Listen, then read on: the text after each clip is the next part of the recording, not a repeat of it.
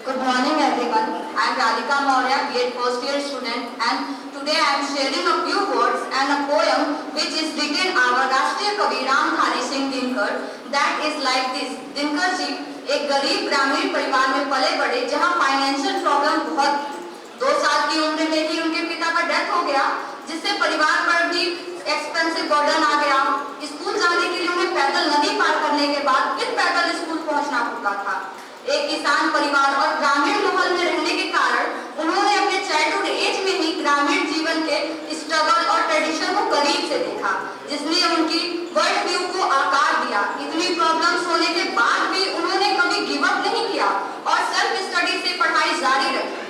और उनकी इस इंसिडेंट से हम सभी स्टूडेंट को सीख मिलती है कि हार्ड वर्क और सेल्फ कॉन्फिडेंस से हम हर मुश्किल को पार की जा सकती है. जब वे पढ़ाई कर रहे थे उसी समय देश में फ्रीडम स्ट्रगल चल रहा था. उन्होंने अपने पोयम के थ्रू देशभक्ति की आग जगाई. उनकी कविताओं को सुनकर स्टूडेंट्स और युवाओं में करेज और जोश आता था. इनकी पोयम्स राष्ट्रीय प्रेम, सामाजिक न्याय, शोषण के विरुद्ध आवाज उठाने की भावना को स्पष्ट दिखाती थी. भूषण जी के बाद वीर रस के सबसे महान कवि यही थे. इनकी कविताओं में ओज, विद्रोह और क्रांति की पुकार सुनाई देती थी, जो कि इस प्रकार से है. सिंहासन खाली करो कि जनता आती है, हुंकारों से महलों की नींव उखड़ जाती है, सांसों के बल से ताज हवा में उड़ता है. जनता की रोके राह, जनता की रोके राह, समय में वो तार कहां, वह जिधर चाहती काल उधर ही मुड़ता है. शब्दों शताब्दियों सहस्त्रवाद का अंधकार बिताएगा वर्ष अंबर के दहके जाते हैं, या और नहीं कोई जनता के स्वप्न अजय है. चीरते तिमिर का वर्ष उमड़ते जाते हैं, जब से विराट जनतंत्र का जगत आ पहुंचा. 33 कोटि सिंहासन तय करो, अभिषेक आज राजा का नहीं प्रजा का है.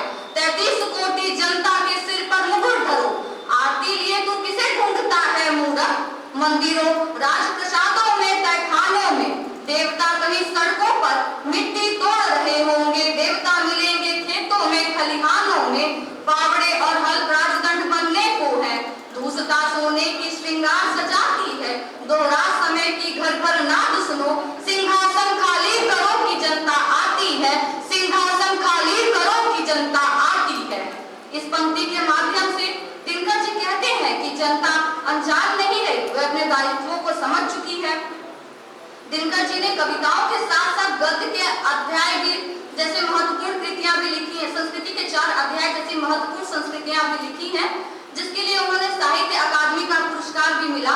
दिनकर जी को साहित्य अकादमी के पुरस्कार से 1959 ईस्वी और भारतीय ज्ञानपीठ पुरस्कार से 1972 ईस्वी में सम्मानित किया गया.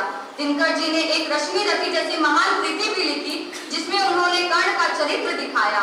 यह स्टूडेंट को बताता है कि लिटरेचर केवल बुक का सब्जेक्ट नहीं होता, बल्कि लाइफ लेसन भी होता है. कर्ण की कहानी से हमें स्ट्रगल, डिग्निटी और सेल्फ रिस्पेक्ट का इंपॉर्टेंस समझ आता है.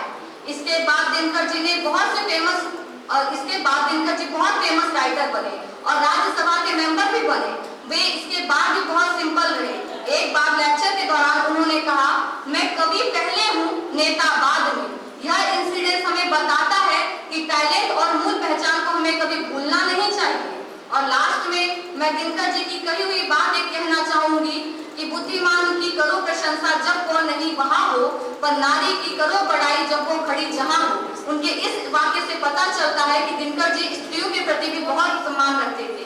अपने इसी बात के साथ मैं अपनी वाणी को विराम देती हूँ. Thank you so much.